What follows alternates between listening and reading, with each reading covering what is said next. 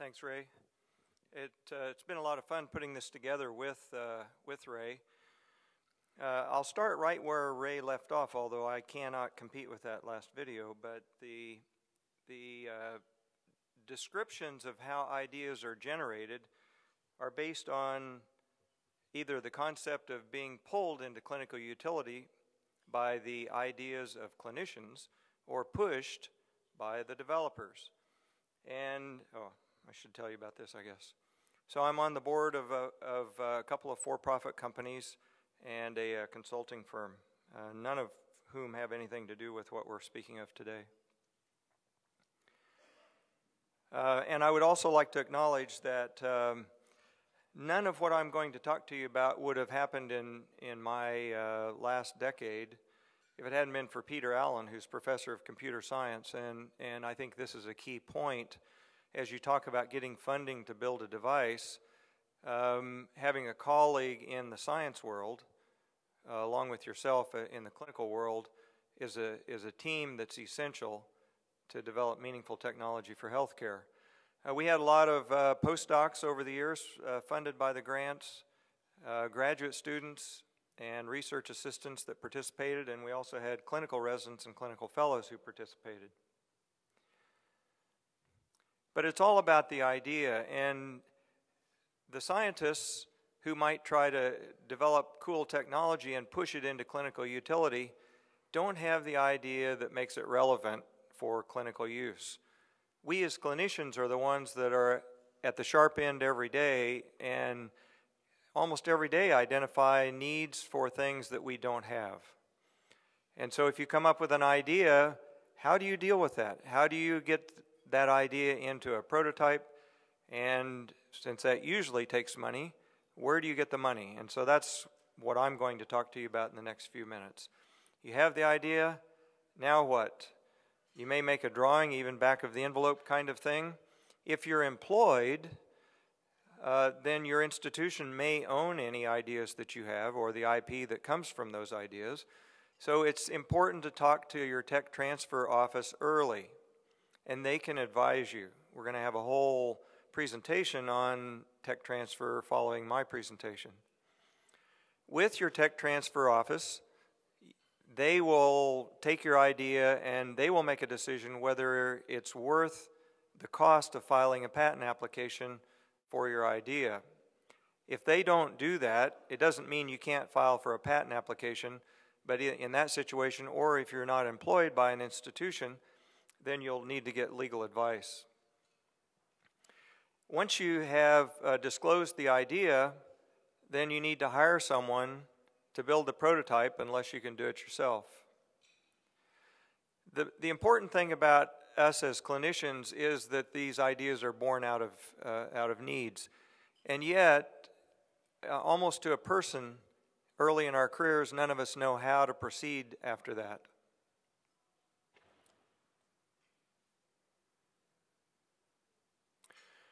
In rare cases or unusual cases, you might be able to build a prototype yourself because of your own expertise, or you might be able to modify an existing device to make it perform in a different way.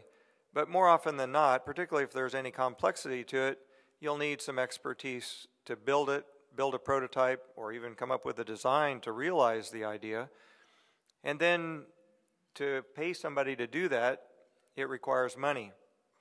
And I've put in a category of getting money into three: personal money, which we'll talk about in a minute, investors, and grants. Personal and family money, and I would include in that friends' money, is generally speaking a bad idea. It can result in losing your family or your friends when it doesn't work out and they lose their money. Prior to the economic crash in 2008, venture capitalists and angels who fund startup companies and ideas, and even some strategic partners, were willing to fund fairly early device development. That has completely changed in the last 18 months, such that less than 1 in 10 startups in healthcare has been funded through VCs or angels in the last 18 months. and they remain very risk averse. I had one of them tell me fairly recently that it would be, they're 10-year cycles, and it may be another 5 or 6 years before VC money comes back to early technology development in healthcare. So if not your own money, and if not people or institutions or investors that have lots of money, then where can you turn? And grants are the solution that we found for our project. And it can be from philanthropic organizations, or it can be from government organizations. Philanthropic organizations, in my mind, are basically two categories, and those are large foundations that fund a very diverse array of projects. They're often huge. The Wellcome Trust, for example, has 16 billion pounds as its corpus, and they do grants totaling 600 million pounds every year. Some of those are available to North Americans. Some of them require a co-PI in UK, but those are all things worth looking for if you're looking for funding. Then there are the disease-specific foundations. And if your idea is relevant to a specific disease, the foundation that's for that disease might be willing to fund the development of your technology. In terms of government funding, state governments fund early research, early development of technology, and then of course the federal government has at least these 4 agencies that fund research that may in some way be related to technology relevant to our field. State grants, interestingly enough, are typically not designed with the end goal of being the technology itself, or to improve patient care, or to improve some societal process. They're actually funded to develop jobs. They're for economic development in the state. So they want the technology to be developed so that a company will start, so that the company will then employ people in the state.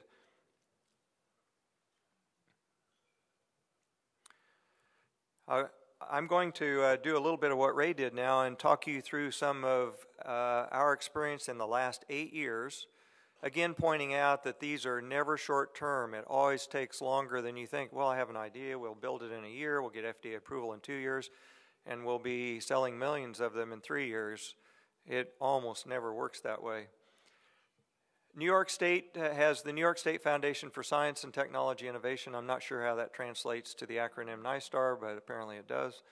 And 21 centers throughout the state are considered centers for advanced technology, and one of them is at Columbia. So we got a $50,000 grant from the CAT at Columbia and had to get $30,000 matching from some industry with an address in New York. And Peter and I were the recipients of this. This is what came out of that grant. We had a design. This is the cover of our patent, which was awarded. The postdoc animated the computer-aided design, and I'm not going to spend a lot of time telling you details of the technology, but this was an insertable camera that would provide stereoscopic imaging. Put this in, and then the outer sheath opens, and then there are 2 cameras that deploy. You have independent pan and tilt, and together translation or independent translation. So you could have stereoscopy, or you could look at 2 things on 2 displays at the same time, or PIP, whatever. Controlled remotely with a joystick externally in the initial design. So then we had to go out and build it. And we had to find small motors and small CCD chips. And we did build it. But the first prototype was 2 centimeters in diameter, and it was basically a garage edition made out of plastic. So certainly couldn't use it in animals, but we did do studies in inanimate centers or inanimate models, and we published. And I think that's a really key piece, because to get subsequent grants, it's really helpful to have peer-reviewed publications of your prior work. Just further evidence of our testing, this was testing the software that allowed tracking of these dots, the camera would move to follow the dots by itself in our early tracking software.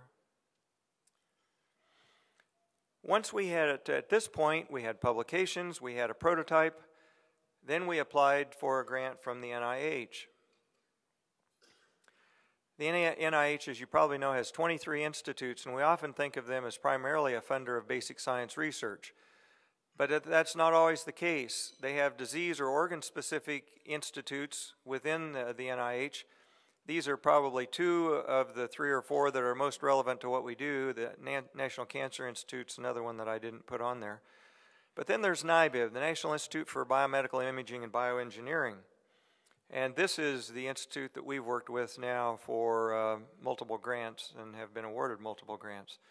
For those of you unfamiliar with it, some abbreviations that will help you navigate the websites. FOA stands for Funding Opportunity Announcement. RFA stands for Request for Application, and a PA is a program announcement. And the program announcement is actually the instructions for the grant application. It defines what it's to be about and the mechanism for submitting it. And all of these are on either of these websites. So just remember grants.gov if you want to go looking for grant possibilities. The 2 types of grants through NIBIB that are most relevant are the R21 and the R01. The R21 typically is a 2-year grant with a total of $275 direct. That'd be, depending on your institution's indirects, between $400,000 and $450,000 overall.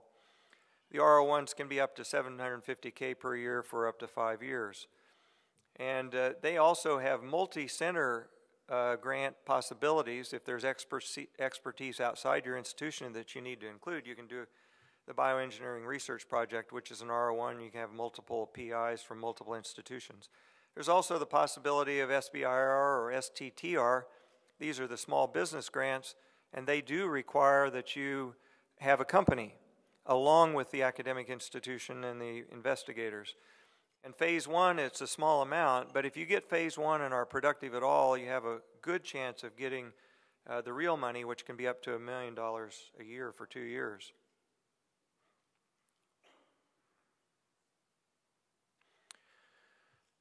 It's not easy, and not having written a grant before to the NIH before about 2002, we wrote 4 applications that were denied before we had our first one accepted. You have to be persistent, and you have to pay attention to the critiques of the reviewers when they're returned to you. Our 3rd application had a score good enough to be funded, but wasn't because of a sudden reduction in NIH money, because that was right at the time of the invasion of Iraq. This, we think, is actually a typical experience from talking to a lot of other people. But once you have that, you get to know some of the people at the NIH, you develop credibility. If you're productive, you have better chance of getting subsequent grants. So with this first R21, we redesigned it, made it smaller, 10 millimeters in diameter, and made it so we could do animal studies. This is during our construction. You can see the LEDs for lighting on the end. Obviously, this was in the middle of construction because we ended up with the wires all coming out of one end instead of all over the place. We then had to design the software. This is software that allows the camera, this is our stereoscopic camera, to follow the instrument anywhere. And this is just a Lego model, but we also did it in animals. Our software is now much quicker, but this shows that it actually will follow the instrument over the liver in an animal model. So it removes the need for a human being to control the camera during the procedure. So we had many publications from that. And then we were actually invited by NIBIB to apply for a follow-on grant that was phase 1 of a bigger project of theirs. And this R21, we actually got $250K per year direct for 3 years. And now we're 6 months from the end of that. And as a result of that, we've now just recently applied for a 5-year R01 to follow on this, to add a lot of functionality to what we built with this. So the reason we got the second R21 was because of this picture. I believe that was the biggest single reason. But this was a design for an insertable device that was 15 millimeters in diameter, had cameras so you could see out of the end of it. they pop out on the sides after it's inserted, and then this bends, and you have two snakes coming off this. So this was a 15 millimeter, 2 hands and 2 eyes device. The iteration progressed to a more streamlined model, if you will. We took the camera, the stereoscopic camera technology from the prior grant and put it on here.